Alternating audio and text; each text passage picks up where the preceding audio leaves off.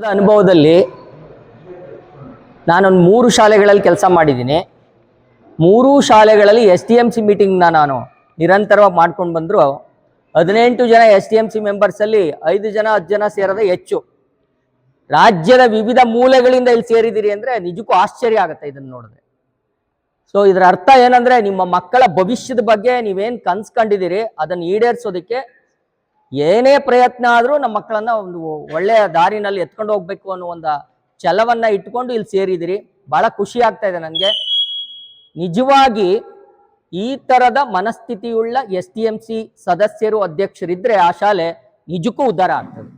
ಸರ್ಕಾರಿ ಶಾಲೆಗಳನ್ನ ಉದ್ಧಾರ ಮಾಡಿದ್ರೆ ಜನರ ಸಂಪಾದನೆಯ ಬಹುಪಾಲು ಹಣ ನಿಮ್ಮ ಜೋಬಲ್ಲೇ ಇರ್ತದೆ.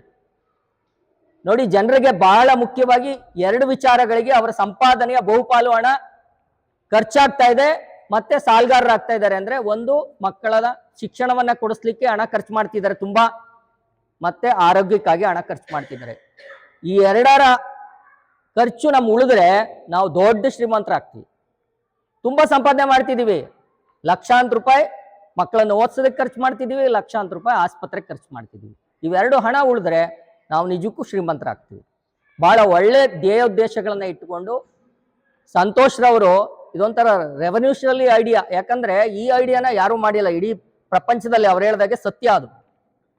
ಎಲ್ಲಾ ರಾಜ್ಯದ ಎಲ್ಲಾ SDMCಗಳನ್ನ ಒಟ್ಟಿಗೆ ಸೇರಿಸಿ ಸರ್ಕಾರಿ ಶಾಲೆಯನ್ನ ಉದ್ಧಾರ ಮಾಡಬೇಕು ಅನ್ನೋ ಐಡಿಯಾವೇ ವಿಭಿನ್ನವಾಗಿರುವಂಥದ್ದು. ಇದಕ್ಕೆ ನೀವೆಲ್ಲ ಸಾಥ್ ಕೊಟ್ಟು ಇಲ್ಲಿ ಸೇರಿದ್ದೀರಿ ಅಂದ್ರೆ ಇನ್ನೂ ಆಶ್ಚರ್ಯ. ನಮ್ಮ ಸರ್ಕಾರಿ ಶಾಲೆ ಬಗ್ಗೆ 1-2 ಮಾತುಗಳಲ್ಲಿ ನಿಮಗೆ ಪರಿಚಯ ಮಾಡಿಕೊಡ್ತೀನಿ. ಏನಂದ್ರೆ, ಅದೊಂದು ಕುಗ್ರಾಮ, ಚಲವರಸನಕೊಪ್ಪಲು, ಪಾಂಡವಪುರ ತಾಲೂಕಿನ, ಮಂಡ್ಯ ಜಿಲ್ಲೆ ಪಾಂಡವಪುರ ತಾಲೂಕಿನ ಕಟ್ಟೆಕಡೆಯ ಗ್ರಾಮ. ಕಾವೇರಿ ನದಿ ತಟದಲ್ಲಿದೆ. ಕಾವೇರಿ ದಾಟಿದ್ರೆ ಶ್ರೀರಂಗಪಟ್ಟಣ ತಾಲೂಕು. ಚಲವರಸನಕೊಪ್ಪಲು 150ರಿಂದ 200 ಕುಟುಂಬ ಇರುವಂತ ಗ್ರಾಮ. ಆ ಗ್ರಾಮದ ಮಕ್ಕಳು ಈಗಲೂ ಶಾಲೆಗೆ ಬರ್ತಾ ಇರೋದು 13 ಮಕ್ಕಳು ಮಾತ್ರ.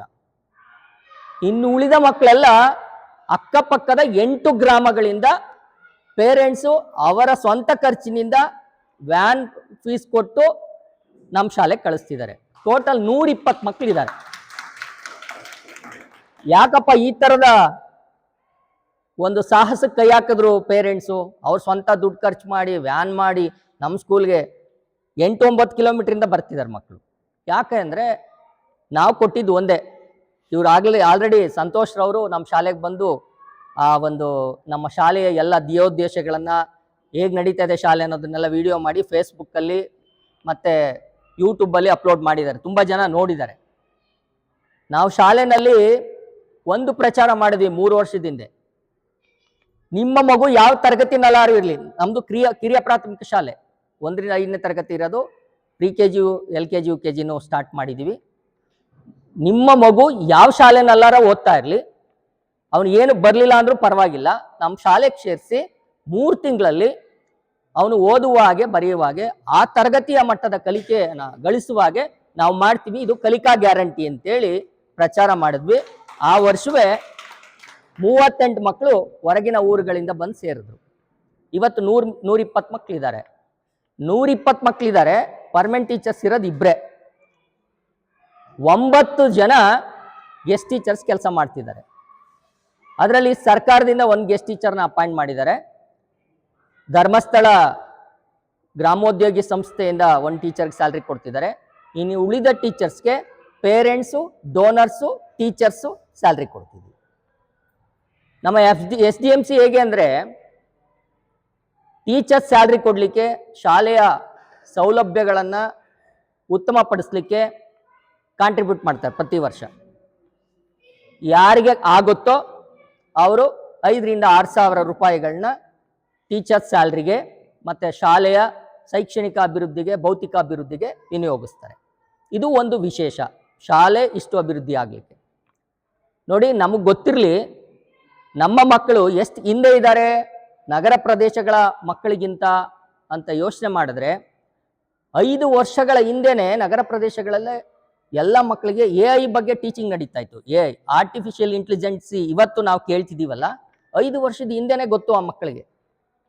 ಯಾವ ಯಾವ ಹಂತದಲ್ಲಿ ಮುಂದೆ ಇದ್ದಾರೆ ಆ ಮಕ್ಕಳು. ನಾವು ನಮ್ಮ ಮಕ್ಕಳನ್ನ ಆ ಮಟ್ಟಕ್ಕೆ ರೆಡಿ ಮಾಡಿ ಅವ್ರ ಜೊತೆ ಕಾಂಪೀಟ್ ಮಾಡಿಸ್ಬೇಕು. ನಮ್ಮ ಮಕ್ಕಳನ್ನ ಸವಲತ್ತುಗಳು ಮೊದಲು ಅಲ್ಲಿ ದೊರೀತಾ ಇದೆ, 4-5 ವರ್ಷ ಆದ್ಮೇಲೆ ನಮಗೆ ಸಿಗ್ತಾ ಇದೆ. ಆದರೆ ಇವತ್ತು ಬೆರಳ ತುದಿಯಲ್ಲಿದೆ ಎಲ್ಲರ ಈ ಅಂಥದ್ದೇ ಜ್ಞಾನ. ಪ್ರಪಂಚದ ಯಾವುದೇ ವಿಚಾರ ನಮ್ಮ ಬೆರಳು ತುದಿಲಿದೆ. ಮೊಬೈಲು ಟಚ್ ಮಾಡಿದ್ರೆ ಎಲ್ಲವೂ ಗೊತ್ತಾಗ್ಬಿಡ್ತದೆ. ಇವತ್ತು ಸ್ಕೂಲ್ಗೆ ಹೋಗೇ ಕಲಿಬೇಕು ಅಂತೇನಿಲ್ಲ. ಈಗ ನೀವೆಲ್ಲ ಕೆಲವರು ಸ್ಕೂಲ್ಗೆ ಹೋಗದೆ ಇರೋರು ಇದ್ದೀರಿ. ಬೆರಳು ತುದಿನಲ್ಲಿದೆ ಜ್ಞಾನ. ಪಡ್ಕೊಳ್ಳೋಣ, ನಮ್ಮ ಮಕ್ಳಿಗೆ ಅದನ್ನು ನೀಡೋಣ. ಒಂದು, ನೀವಿಲ್ಲಿ ಸಂಘ ಹೇಗೆ ಇರಬೇಕು, ಸಂಘಟನೆ ಹೇಗಿರಬೇಕು, ಕರ್ನಾಟಕ ರಾಜ್ಯ STMC ಸಂಘ ಹೆಂಗಿರ್ಬೇಕು ಅಂತ ಚರ್ಚೆ ಮಾಡ್ತಾ ಇದ್ವಿ. ಅದೆಲ್ಲದಕ್ಕಿಂತ ಮುಖ್ಯವಾಗಿ ನೀವೇನೋ ಆಸೆ ಇಟ್ಕೊಂಡು ಬಂದಿದ್ದೀರಲ್ಲ, ನಿಮ್ಮ ಮಕ್ಕಳ ಭವಿಷ್ಯವನ್ನ ಉತ್ತಮವಾಗಿ ನಿರ್ಮಾಣ ಮಾಡಬೇಕು, ಆ ಮೂಲಕ ಸರ್ಕಾರಿ ಶಾಲೆನ ಉದ್ಧಾರ ಮಾಡಬೇಕು ಅಂತ, ಅದಕ್ಕೆ ಜಾಸ್ತಿ ರೂಲ್ಸ್ ಅಂಡ್ ರೆಗ್ಯುಲೇಷನ್ಸ್ನ ಹಾಕೊಳ್ಳಿ. ರಾಜಕೀಯವೇತರವಾಗಿ ಚಿಂತನೆ ಮಾಡಿ, ಮತ್ತೆ ಹಣಕಾಸು ವಿಚಾರವನ್ನ ದಯವಿಟ್ಟು ಇಲ್ಲಿ ಆದಷ್ಟು ಅವಾಯ್ಡ್ ಮಾಡಿ. ಹಣಕಾಸು ಬಂದ್ರೇನೆ ಮನ್ಸು ಹೊಡೆದೋಗುತ್ತೆ, ಹೊಡೆದೋಗ್ತಾನೆ, ಮನ್ಸು ಹೊಡೆದೋಗುತ್ತೆ. ಸೊ SDMCಗಳನ್ನೆಲ್ಲ ಒಗ್ಗೂಡಿಸಿ ಸರ್ಕಾರಿ ಶಾಲೆಯನ್ನ ಉದ್ಧಾರ ಮಾಡಬೇಕು ಅಂತ ಹೋಗಿರೋದೇ ದೊಡ್ಡ ವಿಚಾರ. ಇದನ್ನು ಉಳಿಸ್ಕೊಳ್ಳಿ. ತುಂಬಾ ಅಮೂಲ್ಯವಾದಂತ ಒಂದು ಸಂಘ ಇದು. ಈ ಸಂಘ ಒಳ್ಳೆ ಕೆಲಸ ಮಾಡಿದ್ರೆ ಸರ್ಕಾರಿ ಶಾಲೆಗಳು ಉದ್ಧಾರ ಆಗ್ತವೆ, ನಿಮ್ಮ ಮಕ್ಕಳು ಉದ್ಧಾರ ಆಗ್ತಾರೆ, ಇಡೀ ರಾಜ್ಯ ಅಭಿವೃದ್ಧಿ ಆಗ್ತದೆ, ಇಡೀ ದೇಶ ಅಭಿವೃದ್ಧಿ ಆಗ್ತದೆ.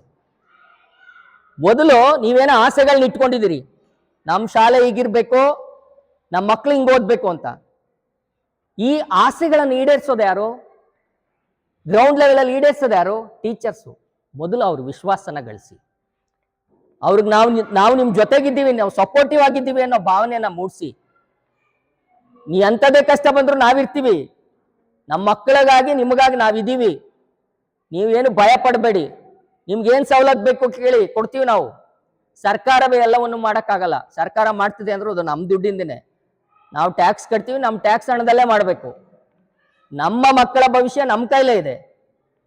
ನೀವು ನಂಬ್ತಿರೋ ಬಿಡ್ತಿರೋ, ನಾನು ನಮ್ಮ ಶಾಲೆಗೆ ಕಳೆದ 3 ವರ್ಷಗಳಿಂದ 15 ಲಕ್ಷಗಳನ್ನ ವಿನಿಯೋಗಿಸಿದ್ದೀನಿ, ಸ್ಯಾಲ್ರಿಗಾಗಿ, ಭೌತಿಕ ಪರಿಸರಕ್ಕಾಗಿ. ಅದಲ್ಲದೆ ನನ್ನ ಸ್ನೇಹಿತರು, ಪೇರೆಂಟ್ಸು ಕನಿಷ್ಠ 10 ಲಕ್ಷಗಳನ್ನ ವಿನಿಯೋಗಿಸಿದ್ದಾರೆ. ಚಿಕ್ಕ ಶಾಲೆ, ಇಡೀ ನಮ್ಮ ಶಾಲೆ ಈ ಚೌಟಿಯಷ್ಟು ಇಲ್ಲ. 1ರಿಂದ 5ನೇ ತರಗತಿ ನಡೀತಾ ಇದೆ, pre-KG, LKG, UKG ಎಲ್ಲ ನಡೀತಾ ಇದೆ. 120 ಮಕ್ಕಳು ಪಾಠ ಕಲಿತಿದ್ದಾರೆ. ಇವ್ರು ಬಂದ್ರೆ ಆಶ್ಚರ್ಯ ಆಯ್ತು. ಮುಂದ್ಗಡೆ ಒಂದು ಸ್ಟೇಜ್ ಇದೆ, ಸ್ಟೇಜ್ಗೆ ಈಗ ಮೇಲ್ಛಾವಣಿ ಹಾಕ್ಸಿದೀವಿ, ಅಲ್ಲೇ 4 ಕ್ಲಾಸ್ ಮಾಡ್ತಿದೀವಿ. ಕಂಪಾರ್ಟ್ಮೆಂಟ್ಗಳು ವೀಲ್ ಅಳವಡಿಸಿದೀವಿ. ವೀಲ್ ಮುಖಾಂತರ ಕಂಪಾರ್ಟ್ಮೆಂಟ್ಗಳನ್ನೆಲ್ಲ ಒಂದು ಸೈಡಿಗೆ ತಳ್ಳಿದ್ರೆ ಊಟದ ಹಾಲ್ ಆಗುತ್ತೆ, ಪ್ರೇಯರ್ ಹಾಲ್ ಆಗುತ್ತೆ. ಕಂಪಾರ್ಟ್ಮೆಂಟ್ಗಳು ಹೇಳಿದ್ರೆ ಕ್ಲಾಸ್ ರೂಮ್ ಆಗುತ್ತೆ. ಡಿಸ್ಟರ್ಬೆನ್ಸ್ ಇದೆ, ಪಕ್ಕದ ಕ್ಲಾಸಲ್ಲಿ ಮಾಡ್ತಾ ಇರೋ ಪಾಠ ಇನ್ ಪಕ್ಕದ ಕ್ಲಾಸಿಗೆ ಕೇಳಿಸ್ತಾ ಇದೆ, ಆದ್ರೂ ಮಕ್ಕಳು ಕಲಿತಿದ್ದಾರೆ. ಮೇಜರ್ ಆಸಕ್ತಿ. ನಾವೇನೇ ಆದ್ರೂ ಮಾಡೇ ಮಾಡ್ತೀವಿ ಅನ್ನೋ ಆಸಕ್ತಿ ನಮ್ಗಿದೆ. ಮಕ್ಕಳು ಕಲಿಯೋದಕ್ಕೆ ಏನ್ ಬೇಕೋ ಅವಕಾಶಗಳನ್ನ ನಾವು ಒದಗಿಸ್ಕೊಡ್ತೀವಿ. ಪೇರೆಂಟ್ಸು ಅಷ್ಟೇನೆ. ನಮ್ಮ ಶಾಲೆಗೆ LKG, UKG ಮಕ್ಕಳಿಗೆ ಮತ್ತೆ ಮಕ್ಕಳ ಸಂಖ್ಯೆ ಹೆಚ್ಚಾದ್ರಿಂದ ಊಟಕ್ಕೆಲ್ಲ ಸ್ವಲ್ಪ ಸಾಲ್ಟೇಜಸ್ ಆಗುತ್ತೆ. ಪೇರೆಂಟ್ಸ್ ಎಲ್ಲ ಮನೆಗಳಿಂದ ಅಕ್ಕಿ ಕೊಡ್ತಾರೆ, ಉಳ್ಳವರಿ ಎಣ್ಣೆ. ನೋಡಿ, ಮಕ್ಕಳ ಒಂದು ಹುಟ್ಟಿದಬ್ಬನ ಅಲ್ಲಿ ಅಡಿಗೆ ಮಾಡಿಸಿ, ಸಿಹಿ ಊಟ ಮಾಡಿಸಿ ಆಚರಿಸ್ತಾರೆ. ಎಲ್ಲೂ ಕೇಕ್ ಕಟ್ ಮಾಡಿಸೋದು ಆ ಥರದ್ದೇನಿಲ್ಲ. ಎಲ್ಲ ಸಾಮಗ್ರಿಗಳನ್ನ ಸ್ಕೂಲಿಗೆ ತಂದು ಕೊಡ್ತಾರೆ, ಸಿಹಿ ಊಟ ಮಾಡಿಸ್ತೀವಿ, ಮಕ್ಕಳು ಆನಂದವಾಗಿ ಊಟ ಮಾಡ್ತಾರೆ. ಎಲ್ಲ ಮಕ್ಕಳ ಎದುರುಗಡೆ ಆ ಮಕ್ಕಳಿಗೆ ಶುಭಾಶಯ ಕೊಡ್ತೀವಿ. ಆ ಮಗುಗೆ ಒಂದಷ್ಟು ಹಿತವಚನ ಹೇಳ್ತೀವಿ. ಮುಂದೆ ನೀನು ಏನಾಗಬೇಕು ಅಂತಿದೀಯ ಅಂತ ಕೇಳ್ತೀವಿ. ನೀನು ಹಂಗಾಗಬೇಕು ಅಂದ್ರೆ ನೀನೇನು ಮಾಡಬೇಕು ಅಂತ ಹೇಳ್ತೀವಿ. ಮಕ್ಕಳಲ್ಲಿ ಕನಸನ್ನ ಹುಟ್ಟಾಕ್ತೀವಿ, ಕನಸಿನ ಬೀಜನ ಬಿತ್ತುತ್ತೀವಿ. ಅವ್ರ ಕನಸು ದೊಡ್ಡದಾಗಿ ಬೆಳೆಯೋದಕ್ಕೆ ಅವಕಾಶಗಳನ್ನ ಒದಗಿಸ್ತೀವಿ. ಕಣ್ಣೀರು ಹೆಚ್ಚಬಾರ್ದು ಮಕ್ಕಳಿಗೆ. ಇವನ್ ದಡ್ಡ, ನಾವು ಪೇರೆಂಟ್ಸ್ ಕೇಳೋದೇ ಅಷ್ಟು. ಅವ್ನಿಗೇನು ಬರ್ತಲ್ವ, ನೀವು ದಡ್ಡ ಅನ್ಬೇಡಿ, ನೀ ಕಲಿತೀಯಪ್ಪ, ಜಾಣ, ನೀನು ಕಲಿ, ನಿನ್ಗೇನ್ ಬೇಕು ಹೇಳು, ನಾವು ನಿಮ್ಗೆ ಸಹಾಯ ಮಾಡ್ತೀನಿ, ನೀ ಕಲಿಯಪ್ಪ. ಈ ಥರದ ಪ್ರೇರಣೆಯನ್ನ ನೀಡಿ. ಸೊ ನಾನು ಕೊನೆಯದಾಗಿ ಒಂದು ಕಿವಿ ಮಾತು ಏನು ಹೇಳೋದಂದ್ರೆ, ಎಲ್ಲ SDMC ಅವ್ರು ಸೇರಿದಿರಿ, ಭಾಳ ಒಳ್ಳೆ ಕೆಲಸ ಮಾಡ್ತಿದ್ದೀರಿ. ನಿಮ್ಮ ಆಶೋತ್ತರಗಳನ್ನು ಈಡೇರಿಸುವಂಥವ್ರು ಟೀಚರ್ಸು.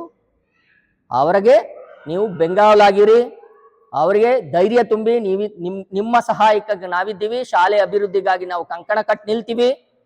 ನೀವು ಚೆನ್ನಾಗಿ ಕೆಲಸ ಮಾಡಿ, ಅದಕ್ಕಾಗಿ ನಾವು ಸದಾ ನಿಮ್ಮ ಜೊತೆಗಿರ್ತೀವಿ ಅಂತೇಳಿ ಅವರಿಗೆ ಧೈರ್ಯ ತುಂಬಿ ಅವ್ರಿಗೆ ಸಹಕರಿಸಿ. ಖಂಡಿತ ಸರ್ಕಾರಿ ಶಾಲೆಗಳು ಉದ್ಧಾರ ಆಗ್ತವೆ. ನಿಮ್ಮ ಆಸೆ ಈಡೇರ್ಲಿ. ಎಲ್ರಿಗೂ ಶುಭವಾಗ್ಲಿ. ನಮಸ್ಕಾರ ಎಲ್ರಿಗೂ.